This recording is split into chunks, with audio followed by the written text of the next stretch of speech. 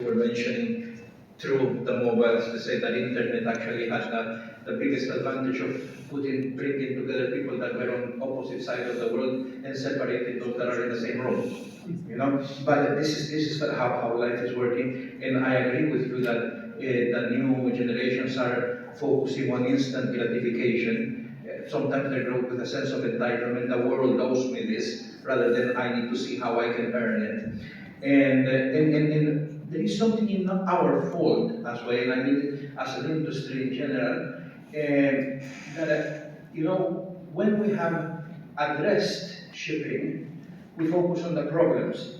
And a lot of the young generation, all they hear is, if I work as a seafarer, I'm isolated on a ship. Oh, there are terrible working conditions, the ITF is saying. Oh, women are facing harassment. There are problems, certainly, and we're trying to address them. But I think that we haven't put enough focus on the positive aspects of the industry, on the different opportunities that the industry brings about. In fact, I am shaping up a plan right now, and hopefully we'll start with the next academic year, of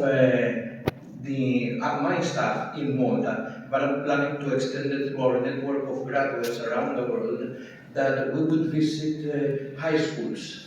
You know, we would visit high schools and explain the nature of the maritime industry, why people should join, whether as cadets or focus on maritime law, identifying that not only seafaring is shipping. The shipping brings, about a number of peripheral industries, from ship financing, from port services, people on board the ships, maritime administration, lawyers. The maritime industry offers a world of possibilities, but we have, what they are growing up is hearing only the bad things of shipping. You know, so I think that is one of the things. For example, one thing that COVID taught us is that seafarers are essential workers. You know, but sometimes it hasn't been seen like that. You know, sometimes it hasn't been seen like that. They have been seen as children of a lesser God sometimes, and it's far from the truth. And it is my vision to bring shipping to the high schools, so that we cannot explain everything, but at least instill some curiosity. You know, so that then when they grow up, they can choose a career that can lead them to this. And not everyone has to go to university. There are technical schools as well. You know, and just to highlight the diversity of opportunities that the shipping world offers, and based on that, we can try to reach more kids, to use the word, so that when they grow up, they will be focused on the maritime industry.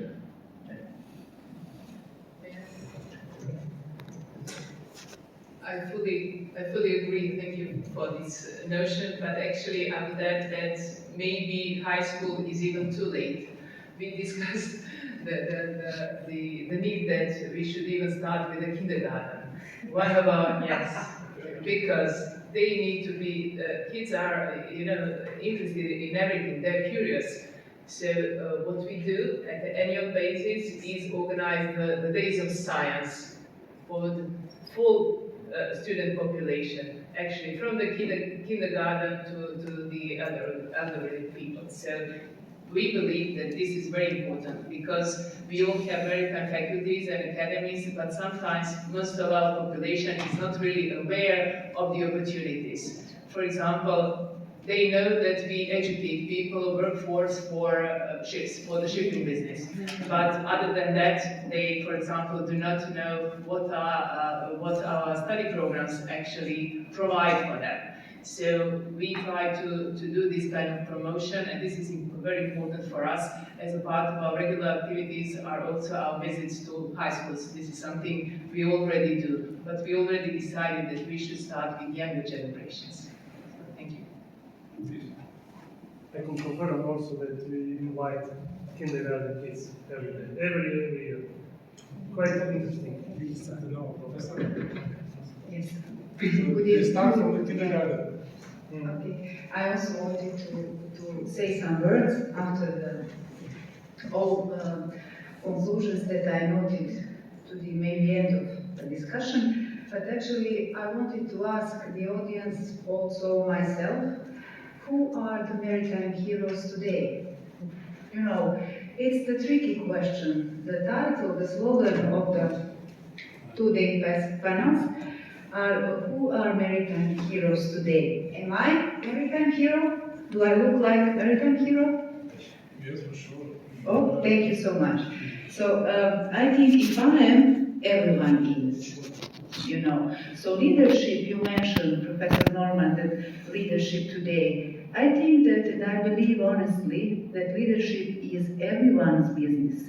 So all of us today, including our colleagues who came later, we are also maritime leaders and maritime heroes. But foremost, I believe that seafarers are heroes because they transfer 90% of international trade. And I think this industry deserves to be, to get more importance, especially in order to increase the awareness of the importance that our industry has to the international trade, to the facilitation of everyday life. So if we are unsung heroes of an unsung industry, what should be done? I think regarding to the students, that we should learn them. I will also avoid the word have to, because I believe it's a very strict word. So we should, or we can, we are able to learn and to teach them to take responsibility. Maritime industry is about responsibility, to take responsibility for their own life and of course to take responsibility of the industry. So if a seafarer is a person that we can rely upon him or her to do the efficient operations in sense of environmental friendly business, safety and secure business, then they should be educated as a responsible person. It doesn't matter, is he educated in the kindergarten or in the family before the kindergarten. The parents, the teachers, the educators has to provide them responsible approach to learn and develop themselves as a mature persons. So about the resilience, because the title is Building Resilience at Sea. I have a PhD student and she is doing on resilience of maritime industry, maritime enterprises. Sorry for my back. I would point three aspects of resilience. The first one is operations. The second one is leadership. The third one is human resources. Operations. Maritime universities operates, we produce workforce for the market.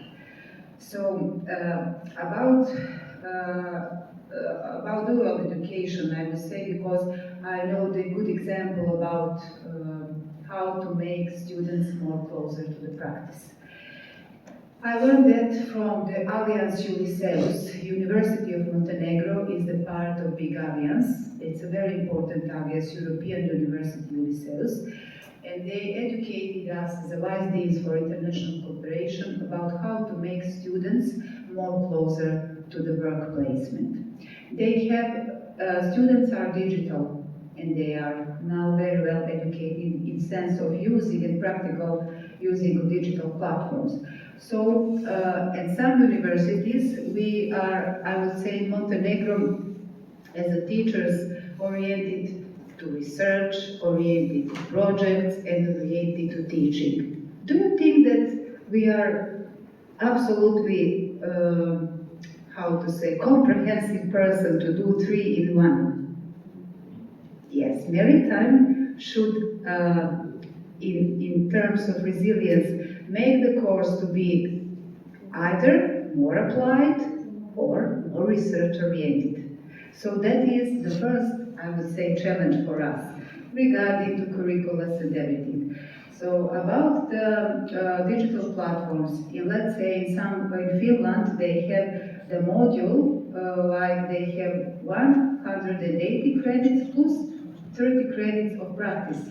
And they free students to find their own student placement. And that is traditionally valued to the students. Regarding the leadership, do you think that our universities are more entrepreneur-oriented or not? So if we have open-minded universities, then they are more entrepreneur-oriented. They want to bring practice triple helix model to the university: civilians, government, and industry, economy. So I believe that the governance of the university is related to entrepreneurship and innovation. That is something that would be resilient, that would make the university more resilient. And human resources, regarding the students, we talked everything, but regarding the professors, new teaching methodology, new pedagogical skills, new social skills, new educational efforts should be put into the new generations of teachers to be more adjusted to the new time. So what is the teacher of the future? Let's think about that. Yeah. Thank you so much.